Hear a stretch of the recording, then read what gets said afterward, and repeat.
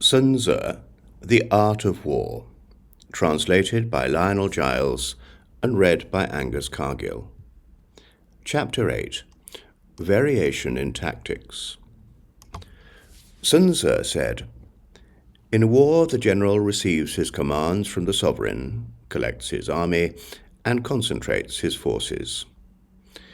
When in difficult country, do not encamp. In country where high roads intersect, join hands with your allies. Do not linger in dangerously isolated positions.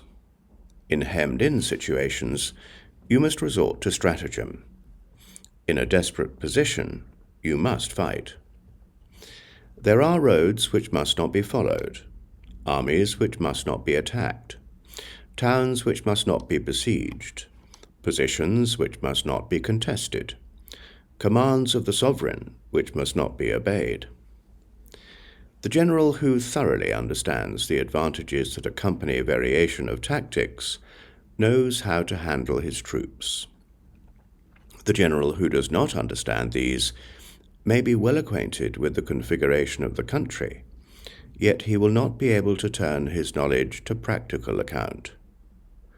So the student of war who is unversed in the art of war of varying his plans, even though he be acquainted with the 5 advantages, will fail to make the best use of his men. Hence, in the wise leader's plans, considerations of advantage and of disadvantage will be blended together.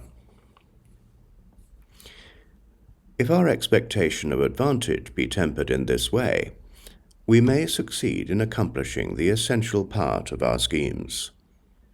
If, on the other hand, in the midst of difficulties we are always ready to seize an advantage, we may extricate ourselves from misfortune.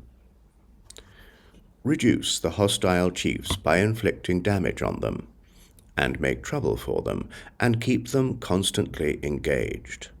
Hold out specious allurements, and make them rush to any given point. The art of war teaches us to rely not on the likelihood of the enemy's not coming, but on our own readiness to receive him, not on the chance of his not attacking, but rather on the fact that we have made our position unassailable.